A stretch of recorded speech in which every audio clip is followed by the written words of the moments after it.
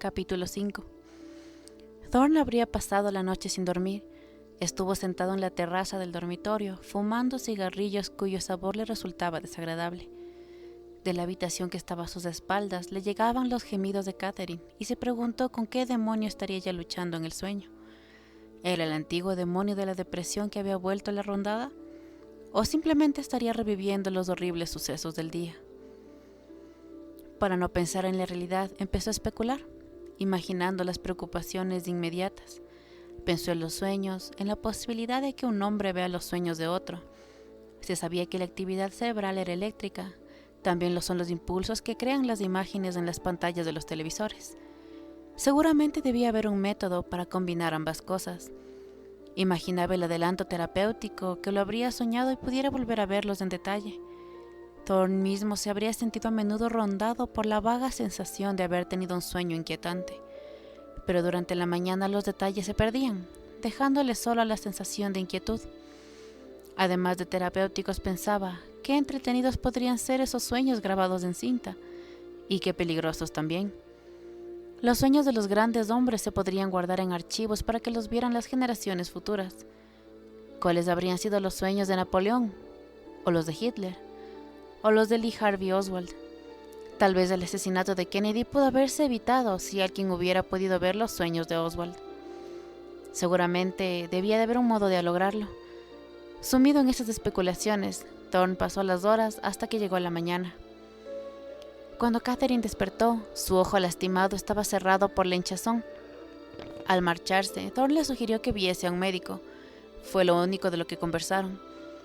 Catherine se mostraba poco comunicativa y Thorne estaba preocupado por el día que la guardaba.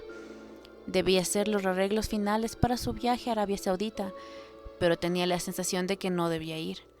Estaba asustado. Por Catherine, por Damien y por sí mismo, aunque no sabía por qué. Había incertidumbre en el aire, una sensación de que la vida se había vuelto repentinamente frágil. Hasta ahora no se había sentido nunca preocupado por la muerte, que siempre le había parecido lejana. Pero esa era la esencia de lo que sentía ahora, que su vida estaba, de alguna manera, en peligro. En el coche, mientras se trasladaba a la embajada, hizo rápidas notas sobre pólizas de seguro y detalles de negocios que deberían tenerse en cuenta en el caso de la muerte. Lo hizo desapasionadamente y sin tener conciencia de que se trataba de algo que jamás había hecho antes, ni siquiera considerado. Solo cuando terminó sus notas, el hecho lo atemorizó y se quedó sentado, en un tenso silencio, mientras el coche se acercaba a la embajada, sintiendo que en cualquier momento algo iba a ocurrir. Cuando el coche se detuvo, Thorne bajó rígido, esperando en el lugar hasta que el vehículo se alejó. Entonces los vio abalanzándose sobre él. Dos hombres que se movían con rapidez, uno tomando fotos, el otro disparándole preguntas. Thorne se encaminó hacia la embajada, pero ellos se le interpusieron en su camino. Trató de eludirlos, sacudiendo la cabeza en respuesta a sus preguntas. ¿Ha leído el reporter de hoy, señor Thorne? No he... Hay un artículo acerca de su niñera, la que saltó... No sé nada. Se dice que ella dejó una nota antes de suicidarse. Tonterías. ¿Quiere mirar ese aquí, por favor? Era Jennings, con su cámara, moviéndose rápidamente tomando fotos. ¿Me hace el favor de apartarse?, pidió Thorne cuando Jennings le bloqueó el paso. ¿Es cierto que ella tenía que ver con las drogas?, preguntó el otro. Por supuesto que no. En el informe del médico forense aparece que había una droga en la sangre. Era una droga antialérgica, repuso bruscamente Thorne con la mandíbula tensa. Sufría de alergia. Se dice que en una dosis excesiva. ¿Puede quedarse un momento?, pidió Jennings. ¿Quiere dejarme libre el camino?, gruñó Thorne. Estoy haciendo mi trabajo, señor. Thorne tardó en su camino a seguir, pero ellos lo siguieron y volvieron a acorralarlo. ¿Tomaba ella droga, señor Thorne? Le dije... El artículo decía... No me interesa lo que el artículo diga. Magnífico, así, dijo Jennings. Quédese un instante así. La cámara se le acercó mucho y Thorne le empujó apartándola. En el forcejeo cayó de las manos de Jennings. Golpeó con fuerza en el cemento y por un instante todos quedaron en silencio, alarmados por el repentino estallido de violencia. ¿Es que ustedes no pueden dar un poco de respeto?, dijo Thorne exaltado. Jenny se arrodilló y miró a Thorne hacia arriba. «Lo siento», dijo Thorne con voz temblorosa. «Envíeme la cuenta por los daños». Jennings recogió la cámara rota y se incorporó lentamente, encogiéndose de hombros mientras miraba a Thorne a los ojos. «Está bien, señor embajador», dijo. «Digamos que está en deuda conmigo». Después de sentir con la cabeza disgustado, Thorne dio media vuelta y entró en la embajada, mientras un guardia de la marina se acercaba desde la calle demasiado tarde para ver los resultados del incidente.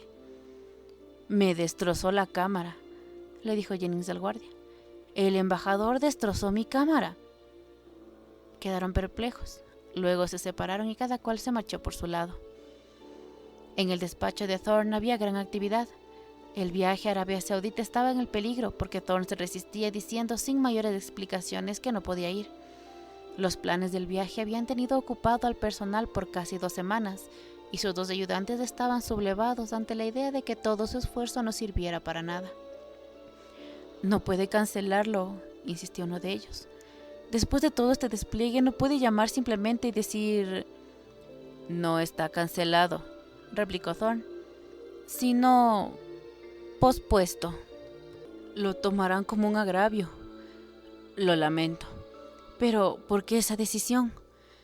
«No estoy con ánimo de viajar ahora», replicó Thorne. «No es un buen momento».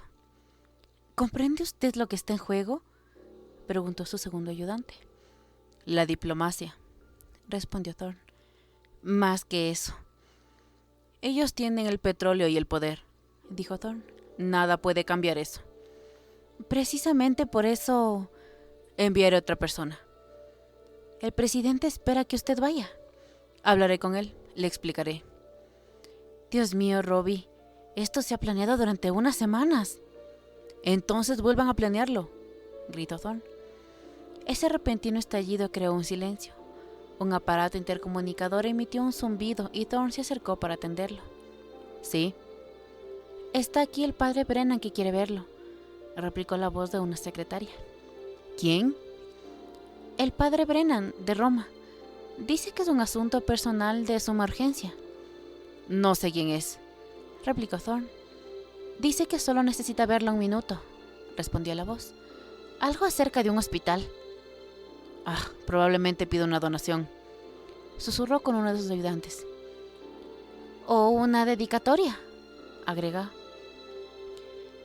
«Está bien», suspiró Thorne. «Hágalo pasar». «No sabía que era tan fácil de convencer», observó uno de los ayudantes. «Relaciones públicas», murmuró Thorne. «No tome todavía una decisión acerca de Arabia Saudita, ¿eh? Usted está deprimido hoy. Deje descansar el asunto un poco». «La decisión está tomada», repuso Thorne con fatiga. «O va otra persona o lo posponemos». «¿Lo posponemos hasta cuándo?» «Hasta que pase un tiempo», respondió Thorne. «Hasta que me sienta en condiciones de partir». Las puertas se abrieron y en el alto vano apareció un hombre diminuto. Era un sacerdote. Sus ropas estaban desaliñadas y tenía un aire tenso. Los que estaban en el despacho percibieron su urgencia. Los ayudantes intercambiaron una intranquila mirada sin saber si era prudente salir del salón. «¿Sería posible?», preguntó el sacerdote con tuerto acento irlandés, «hablar a solas con usted». «¿Es sobre un hospital?», preguntó Thorne. «Sí», replicó el sacerdote. Después de una breve indecisión, Thorne asintió con la cabeza y sus ayudantes salieron en actitud de duda. Cuando se marcharon, el sacerdote cerró las puertas detrás de ellos. Luego se volvió con una expresión que denotaba dolor. «Bien», dijo Thorne en tono aprensivo. «No tenemos mucho tiempo». «¿Qué?» «Usted debe escuchar lo que tengo que decirle». El sacerdote se negó a acercarse y se quedó apoyado contra las puertas cerradas. «¿De qué se trata?», preguntó Thorne. «Debe aceptar a Cristo como su Salvador. Debe aceptarlo ahora». Se produjo un momento de silencio y en que Thorne no encontraba las palabras. «Por favor, señor». «Discúlpeme», le interrumpió Thorne. «Entendí que se trataba de un asunto personal urgente». Usted debe tomar la comunión, continuó el sacerdote, beber la sangre de Cristo y comer su carne, porque solo si Él está dentro de su cuerpo podrá vencer al hijo del demonio. El clima del despacho había alcanzado una gran tensión. La mano de Thorne alcanzó el intercomunicador. Él ha matado una vez, susurró el sacerdote, y volverá a matar. Matará hasta todo lo que sea suyo. Por favor, si quiere esperar afuera. El sacerdote había empezado a acercarse y su voz crecía en intensidad. Solo por medio de Cristo podrá combatirlo, insistió. Acepte a Jesús, beba su sangre. La mano de Thorne había encontrado el botón del intercomunicador y lo oprimió. He cerrado la puerta, señor Thorne, dijo el sacerdote. Thorne se puso tenso, asustado ahora por el tono del hombre. ¿Sí?, preguntó la voz de la secretaria por el intercomunicador. Envíe un agente de seguridad, replicó Thorne. ¿Qué ocurre, señor? Le ruego, señor, suplicó el sacerdote. Escuche lo que le digo. ¿Señor?, repitió la secretaria. Yo estaba en el hospital, señor Thorne, dijo el sacerdote, la noche que nació su hijo. Fue un golpe para Thorne. Se quedó petrificado en su lugar. Yo fui uno de los parteros, dijo el sacerdote. Yo presencié el nacimiento. Volvió a oírse la voz de la secretaria, esta vez cargada de preocupación. Señor Thorne, dijo. Lo siento, no le entendí. Nada, respondió Thorne. Solo esté atenta. Liberó el botón, volviendo a mirar con temor al sacerdote. Le ruego, dijo Brennan, ahogando las lágrimas. ¿Qué desea? Salvarlo, señor Thorne, para que Cristo me perdone. ¿Qué sabe de mi hijo? Todo. ¿Qué es lo que sabe?, exigió Thorne. El sacerdote temblaba ahora. Su voz estaba cargada de emoción. Vi a su madre, replicó. ¿Vio a mi esposa? Vi a su madre. Se refiere a mi esposa. La madre del niño, señor Thorne. El rostro de Thorne se endureció y miró fijamente al sacerdote. ¿Se trata de un chantaje?, preguntó. No, señor. Entonces, ¿qué desea? Decirle, señor. ¿Decirme qué? Su madre, señor. Siga, ¿qué ocurrió con ella? Su madre, señor, era un chacal. De la garganta del sacerdote escapó un sollozo. Nació de un chacal. Yo mismo lo vi. Con un estrépito repentino se abrieron las puertas y entró un guardia de la marina, seguido por los ayudantes y la secretaria de Thorne. El embajador estaba pálido, inmóvil. El rostro del sacerdote se hallaba cubierto de lágrimas.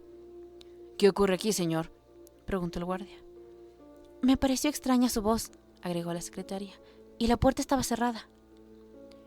Quiero que saquen a este hombre de aquí, dijo Thorne, y si alguna vez vuelve, quiero que lo metan en prisión. Nadie se movió. El guardia dudaba en poner sus manos sobre el sacerdote. Lentamente Brennan dio media vuelta y caminó hacia la puerta. Allí se detuvo volviéndose para mirar a Thorne. Acepte a Cristo, murmuró con tristeza. Cada día beba su sangre. Entonces se marchó, seguido por el guardia. Todos los demás permanecieron parados en turbado silencio. ¿Qué quería?, preguntó un ayudante. No sé, murmuró Thorne, mirando hacia la puerta por donde se había marchado el sacerdote. Estaba loco. En la calle, frente a la embajada, Haber Jennings estaba recostado contra un automóvil controlando su otra cámara, después de guardar la que se había estropeado. Sus ojos divisaron al guardia que escoltaba al sacerdote por los escalones de la entrada y tomó un par de fotos de ambos cuando el padre se alejaba lentamente. El guardia vio a Jennings y fue hacia él mirándolo molesto. ¿No ha tenido ya hoy suficientes problemas con esa cámara?, preguntó. ¿Suficientes problemas?, sonrió Jennings. Nunca son suficientes. Y tomó 2 fotos más del guardia, a quemarropa. Este le dirigió una mirada furiosa mientras se alejaba. Entonces Jennings cambió de foco y divisó al diminuto sacerdote. Tomó otra foto de él mientras desaparecía en la distancia. Ya tarde esa noche, Jennings estaba sentado en su cuarto oscuro mirando una serie de fotografías con los ojos curiosos y sorprendidos. Se aseguraba de que su cámara de repuesto funcionaba bien. Había tomado un rollo completo de 36 fotos de distintas posiciones y velocidades. Solo 3 habían salido defectuosas. Era el mismo tipo de defecto que había observado hace pocos meses en la foto de la niñera en la residencia de los Thorne. Ahora se trataba de las fotos del sacerdote. Una vez más parecía ser un defecto de la emulsión, pero ahora se veía más de una foto. Se producía en 2 fotos consecutivas. Luego no se daba en otras 2 y se repetía exactamente como antes. Lo que resultaba más curioso era que estaba vinculada con el sujeto. El extraño borrón de movimiento prendía sobre la cabeza del sacerdote, como si de alguna manera estuviera realmente allí. Jennings sacó 5 fotos del revelador y las examinó cuidadosamente bajo la luz. 2 del sacerdote con el guardia de marina y luego una más del sacerdote solo a lo lejos. No solo la mancha desaparecía en las 2 fotos del guardia, sino que cuando reaparecía en la foto final era del tamaño menor y guardaba relación con el tamaño del sacerdote. Como antes, era una especie de halo, pero a diferencia de la mancha que estropeaba la foto de la niñera, este halo era de forma oblongada y estaba suspendido por encima de la cabeza del sujeto. La bruma que envolvía la cabeza de la niñera era inerte y daba una sensación de paz, pero la que observaba sobre la cabeza del sacerdote era dinámica, como si estuviera en movimiento. Parecía una jabalina fantasmal a punto de clavarlo en el suelo. Jennings tomó un cigarrillo de opio y se sentó a pensar. Alguna vez había leído que la emulsión de la película era tan sensible al calor extremo como a la luz. El artículo pertenecía a una revista de fotografía y se refería a imágenes fantasmales que aparecían en una película tomada en una de las famosas casas inglesas con fantasmas. El autor del artículo, un experto en ciencia fotográfica, había especulado acerca de la relación del nitrato con el cambio de temperatura, observando que los experimentos de laboratorio se habían comprobado que el calor intenso afecta la emulsión de la película de la misma manera que la luz. El calor es energía y la energía es calor, de modo que si en verdad las apariciones eran, como decían algunos, energía humana residual, entonces en circunstancias favorables sus formas podrían registrarse en la película. Pero la energía a la que se refería el artículo no tenía relación con el cuerpo humano. ¿Cuál era el significado de la energía que estaba suspendida fuera de la forma humana? ¿Aparecía al azar o tenía algún significado? ¿Tendría que ver con las influencias externas o tal vez era el producto de ansiedades que se acumulaban dentro del cuerpo? Se sabía que la ansiedad creaba energía, siendo este el principio del polígrafo utilizado en las pruebas con el detector de mentiras.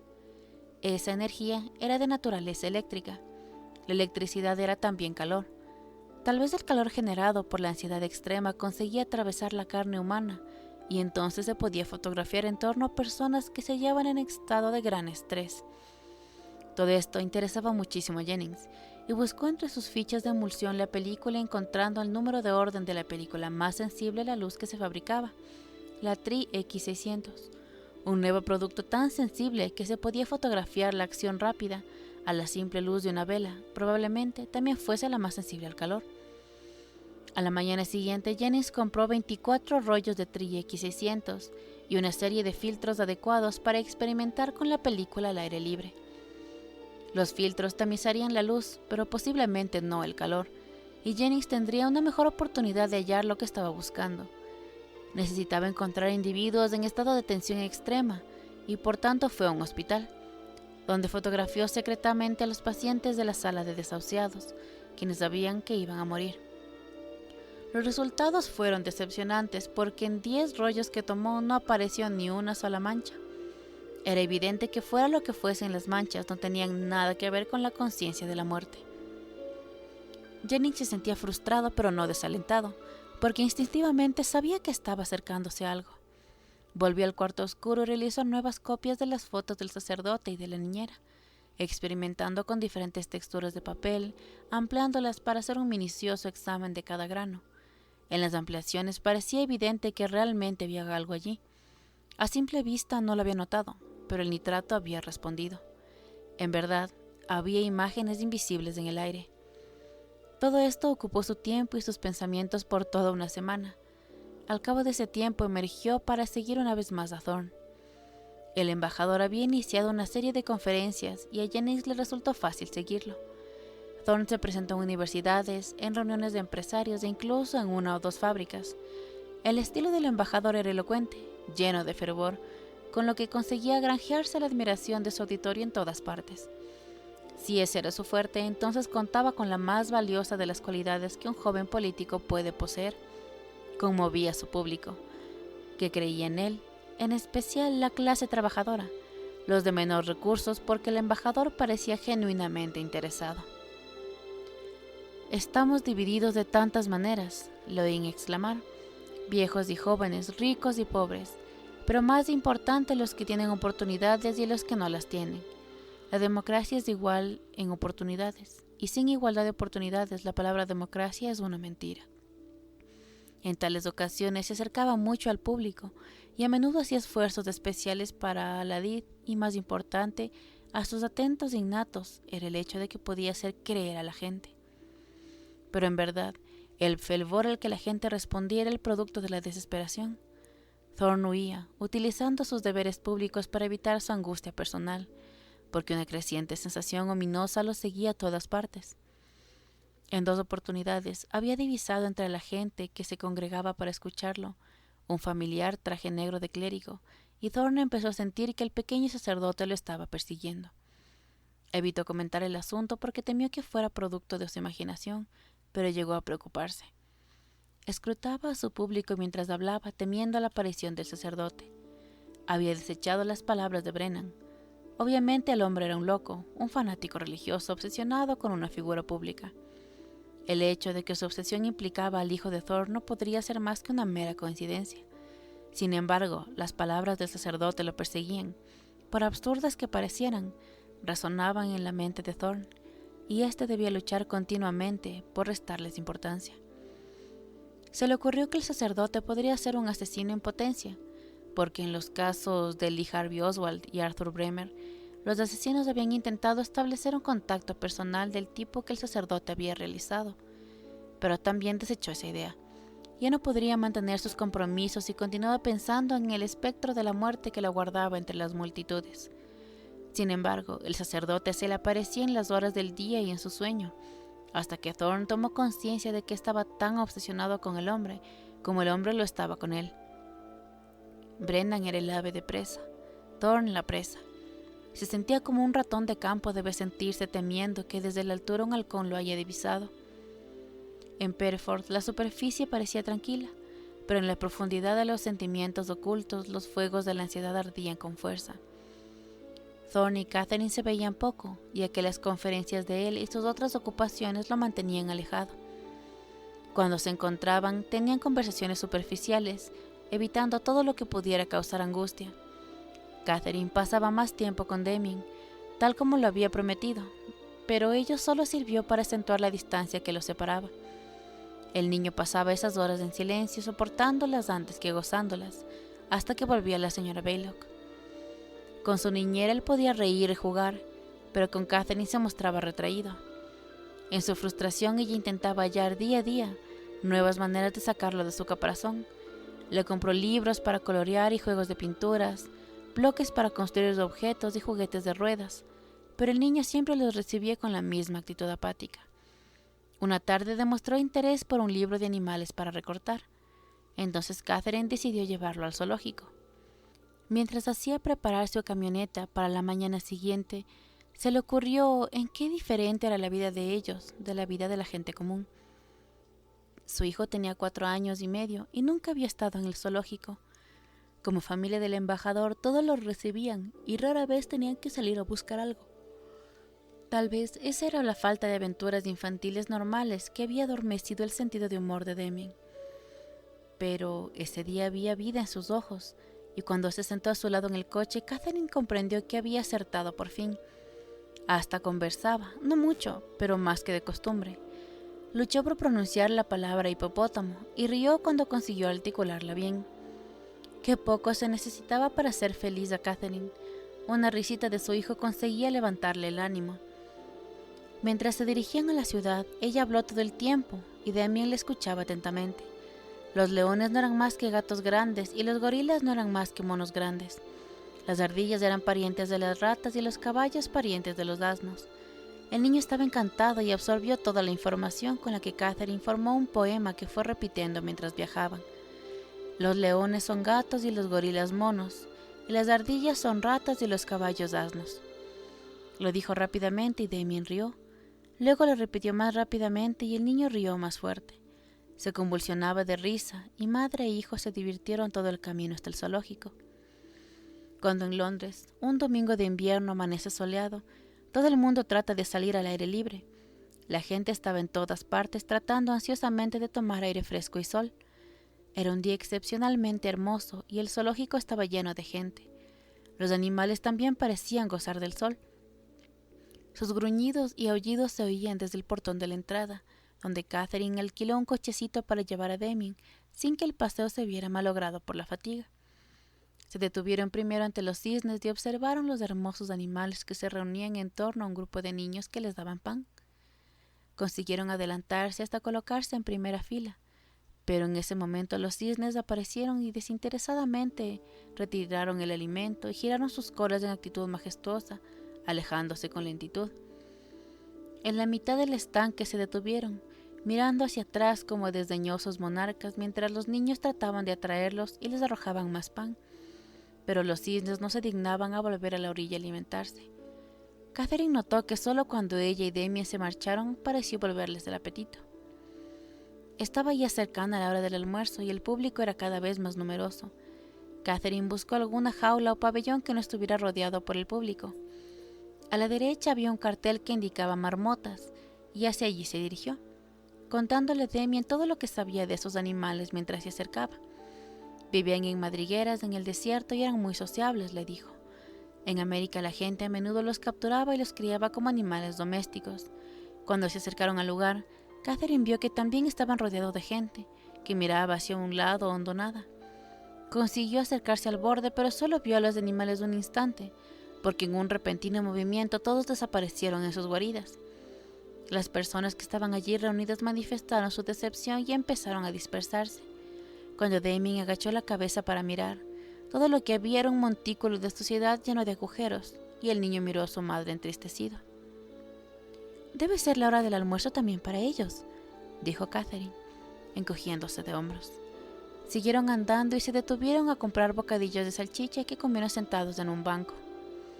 «Iremos a ver a los monos», dijo Catherine. «¿Quieres ir a ver a los monos?» El camino hacia la casa de los monos estaba claramente delineado con señales. La siguieron y se acercaron a una serie de jaulas. Los ojos de Damien se iluminaron de entusiasmo cuando el primer animal estuvo a la vista. Era un oso que se paseaba mecánicamente de un lado al otro de su confinamiento, ignorando a la gente que lo observaba desde el otro lado de los barrotes. Pero en cuanto Catherine y Damien se acercaron, el oso pareció notarlos. Se detuvo y los miró, y mientras ellos fueron pasando frente a la jaula, su lomo se encrespó.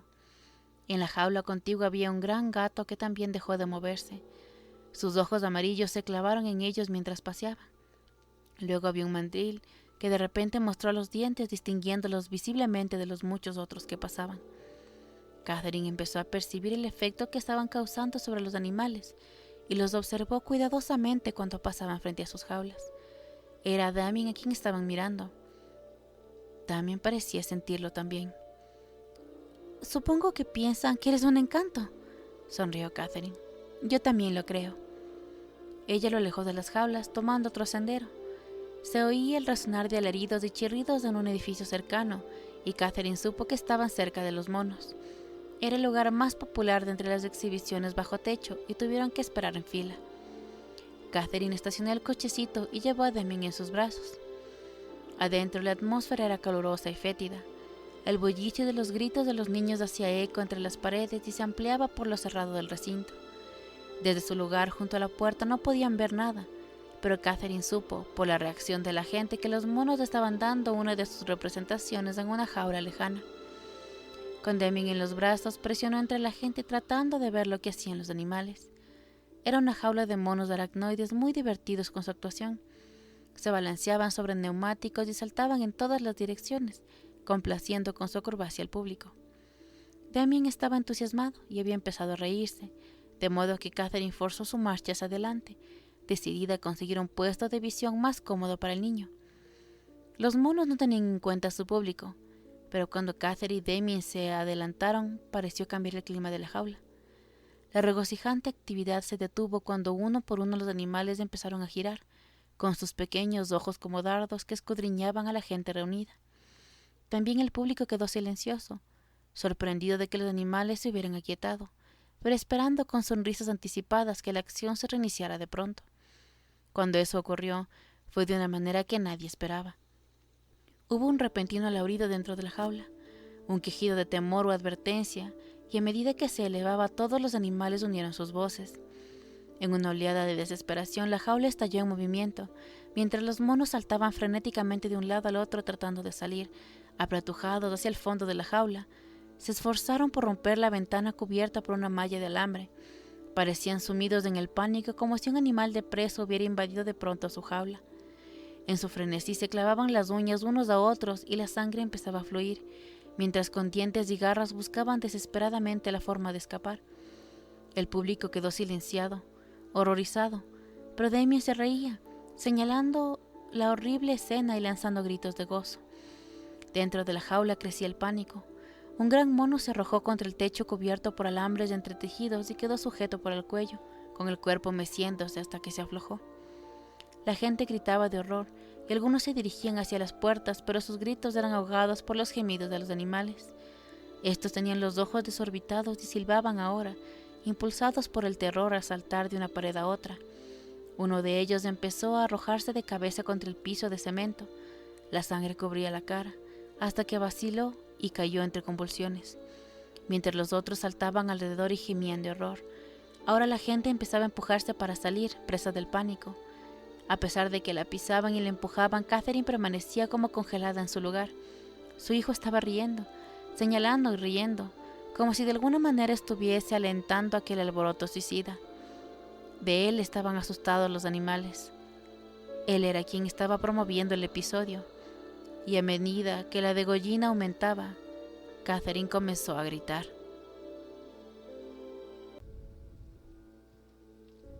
Capítulo 6.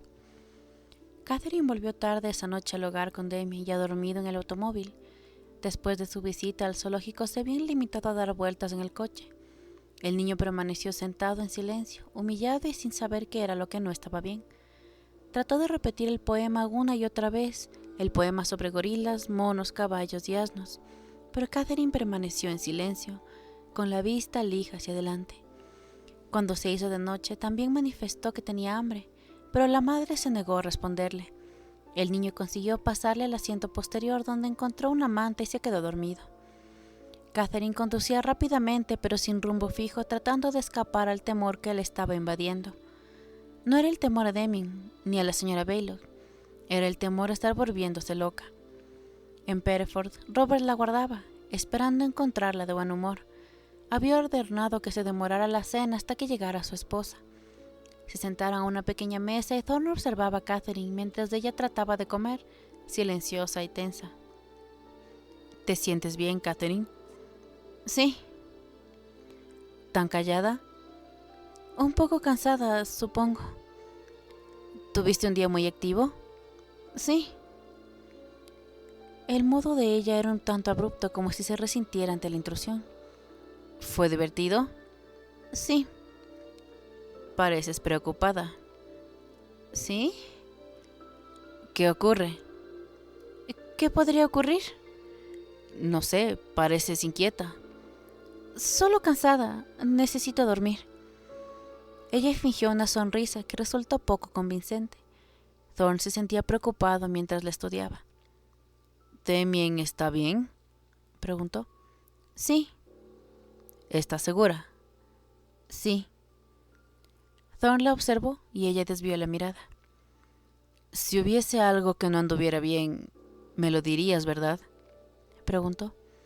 Quiero decir, con Damien. ¿Con Damien? ¿Qué problema podría haber con Damien, Robert? ¿Qué problema podría haber con nuestro hijo? Somos la gente bendita, ¿verdad? Ella lo miró a los ojos y pareció sonreír, pero la expresión no resultaba placentera. Quiero decir que solo el bien llega a la casa de los Thorne, dijo ella. Los nubarrones no se acercan. Ocurre algo, ¿verdad?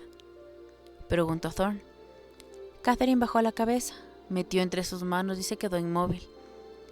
Cathy, le dijo Thorne suavemente, ¿qué ocurre? Creo, replicó Catherine, esforzándose por controlar su voz. Quiero ver a un médico. Levantó la cabeza y sus ojos demostraban dolor. Tengo temores, dijo. Temores que una persona normal no debe tener. Cathy, dijo Thorne en un susurro. ¿Qué clase de temores? Si te los comentara, me harías encerrar. No, le aseguró él. No, te amo. Entonces ayúdame, rogó ella. Búscame un médico. Una lágrima se deslizaba de sus ojos y Thorne le cogió las manos. Por supuesto, replicó. Por supuesto. Catherine se echó a llorar. Los sucesos de ese día quedaron encerrados en ella para siempre. Los psiquiatras no eran tan comunes en Inglaterra como en Norteamérica, y Thorne tuvo algunas dificultades para encontrar uno que le pareciera digno de confianza. Era norteamericano, más joven de lo que Thorne hubiese preferido, pero tenía una amplia experiencia y una excelente reputación. Se llamaba Charles Greer. Se había graduado en Princeton y había estado como interno en Bellevue. Parecía particularmente adecuado porque había vivido durante algún largo tiempo en Georgetown y había tratado a las esposas de varios senadores. El problema común entre las esposas de los políticos es el alcoholismo, le dijo Greer a Thorne, sentado frente a él en el consultorio del psiquiatra. Creo que es la sensación de aislamiento, el sentimiento de insuficiencia. Temen no tener una identidad propia. Usted comprenderá la necesidad de discreción, dijo Thorne. Eso es todo lo que tengo para ofrecer, sonrió el psiquiatra. La gente confía en mí y francamente, eso es todo lo que puedo brindarles. No tratan sus problemas con otras personas porque temen que sus confidencias se revuelvan para perseguirlos. Yo soy seguro. No puedo prometer mucho, pero eso sí puedo prometerlo. Le digo a ella que lo llame. Solo dele mi número. No le diga que me llame. No es que ella no lo desee. Mi esposa misma me lo pidió. Bien. Cuando Thorne se incorporaba, incómodo, el joven doctor le sonrió. ¿Me va a llamar después de verle a ella?, preguntó Thorne. Lo dudo, respondió Greer simplemente. Es decir, si tiene que comentarme algo. Lo que tenga que decir se lo diré a ella. En fin, si le preocupa su estado... ¿Es del tipo suicida? No. Entonces no le preocupará su estado. Estoy seguro que no es tan grave como usted piensa. Tranquilizado, Thorne se encaminó hacia la puerta. ¿Señor Thorne? Sí. ¿Por qué vino hoy aquí? Para verlo. ¿Por qué razón? Thorne se encogió de hombros. Para conocerlo personalmente, supongo. ¿Había algo en particular que quiera decirme? Thorne encogió los hombros. Después de pensar un instante, sacudió la cabeza. ¿Quiere sugerir que yo podría desear ver a un psiquiatra? ¿Es así? ¿Doy la impresión de necesitarlo? ¿Y yo?, preguntó el psiquiatra. No. Pues bien, yo tengo el mío, sonrió Greer. Con mi profesión sería peligroso que no lo tuviera. La conversación con el psiquiatra fue inquietante y después de regresar a su despacho, Thorne estuvo pensando en ella todo el día. Cuando estaba con Greer había sentido la necesidad de hablar, de contarle las cosas que estaban en ese momento y no había contado a nadie. Pero ¿de qué podría servir hacerlo? El engaño era algo con lo que él tenía que vivir, un hecho de la vida. Sin embargo, deseaba que hubiera también alguien más que lo supiera todo. El día pasó lentamente y Thorne intentó preparar un discurso importante. debía pronunciarlo la tarde siguiente ante un grupo de destacados hombres de negocios, y era probable que entre ellos estuvieran los representantes de los intereses petroleros árabes. Thorne deseaba que fuese un discurso especial, un alegato por el pacifismo. Era el eterno conflicto sobre Israel lo que estaba asentando la separación entre los Estados Unidos y el bloque árabe. Thorne sabía que las hostilidades árabe-israelíes eran de naturaleza histórica y tenían raíces en las Sagradas Escrituras. Por esa razón buscó la Biblia, si no unos 3 ejemplares, tratando de ampliar su entendimiento con la sabiduría milenaria. En verdad, había otra razón de carácter más práctico. No había un solo público del mundo que no se sintiera impresionado ante las citas de las Sagradas Escrituras. Se encerró el resto de la tarde y pidió que le llevaran un refrigerio mientras estudiaba.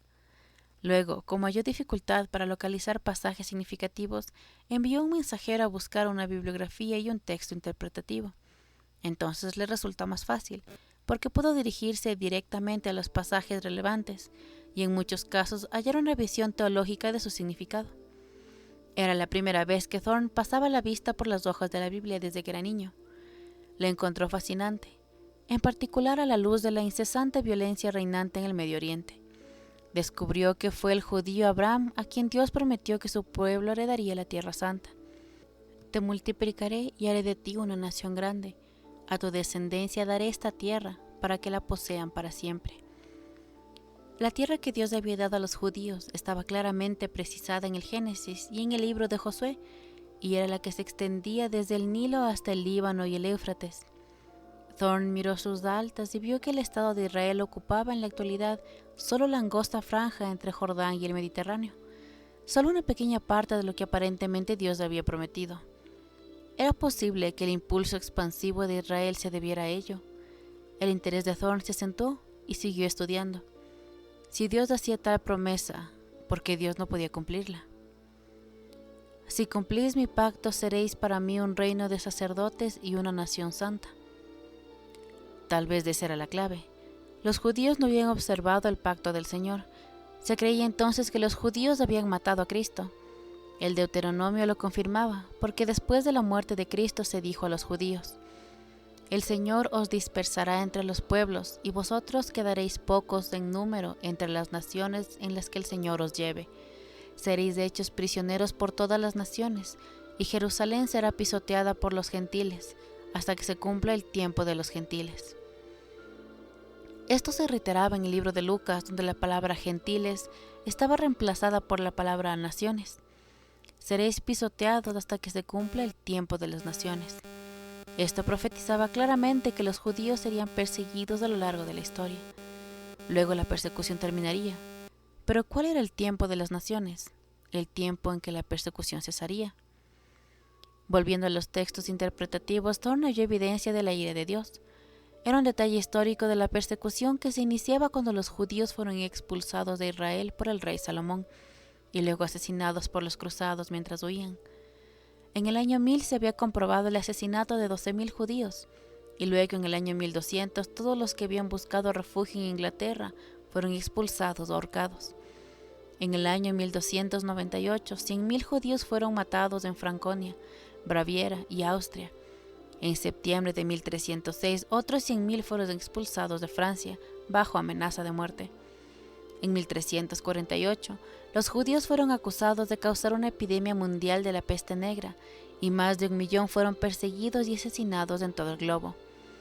En agosto de 1492, en la misma época en la que Colón ganaba gloria para su país descubriendo el Nuevo Mundo, la Inquisición española expulsaba a 500.000 de judíos y daba muerte a otro 500.000.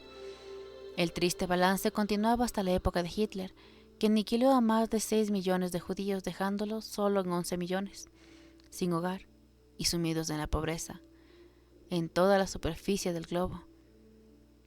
Podía sorprender el empeño con que ahora luchaban por su refugio, por un país del que podían considerar propio.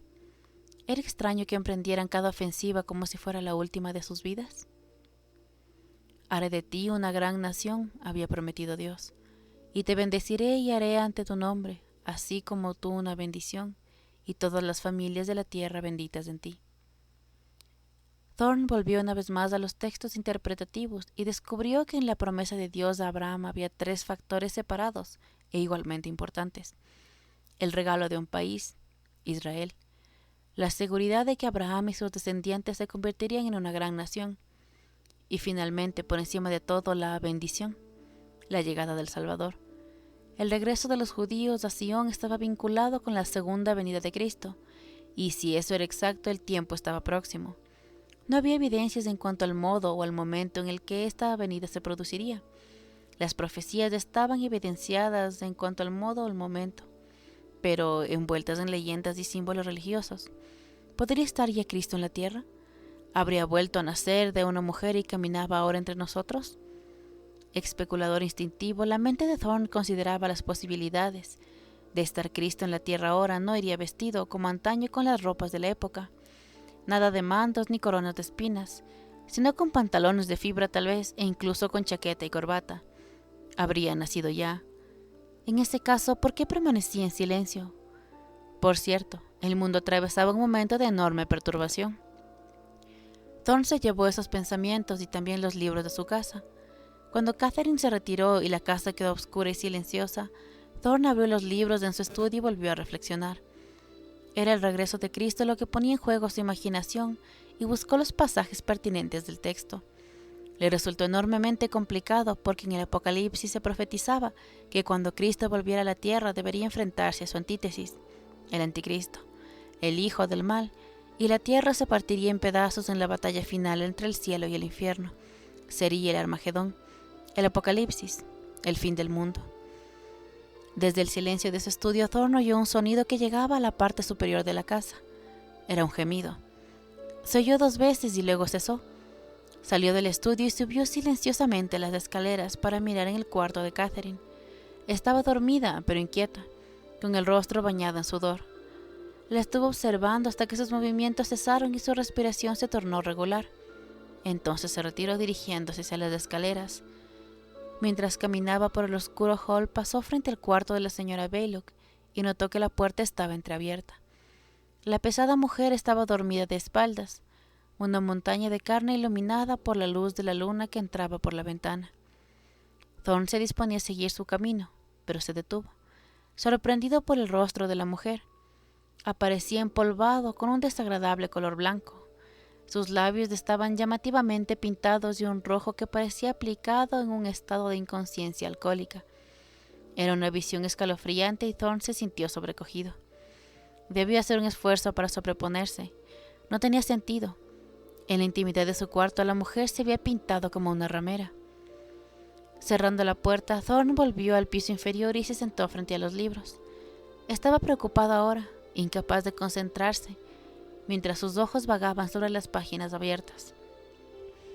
La pequeña Biblia de King James estaba abierta en el libro de Daniel y Thorne la miró en silencio. Se levantará un rey altivo de rostro y entretenido de enigmas, y su poder se fortalecerá, mas no con fuerza propia, y causará grandes ruinas y prosperará y obrará arbitrariamente, y destruirá a los fuertes y al pueblo de los santos. Con su sagacidad hará prosperar el engaño en su mano y en su corazón. Se engrandecerá, y sin aviso destruirá a muchos, y se levantará contra el príncipe de los príncipes, pero será vencido. Thorne buscó entre su escritorio y encontró un cigarrillo. Luego se sirvió un vaso de vino.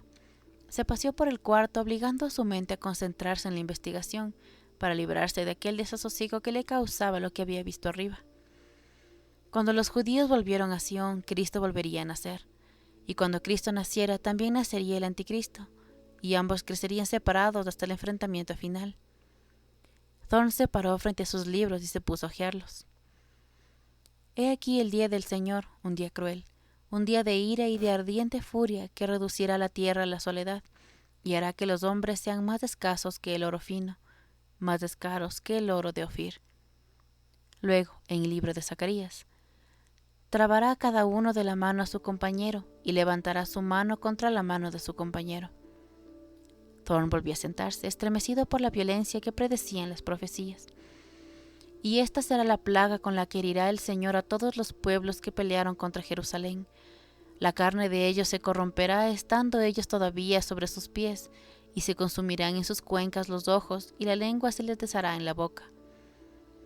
Thorne sabía que las corrientes del mundo se estaban volviendo contra Israel.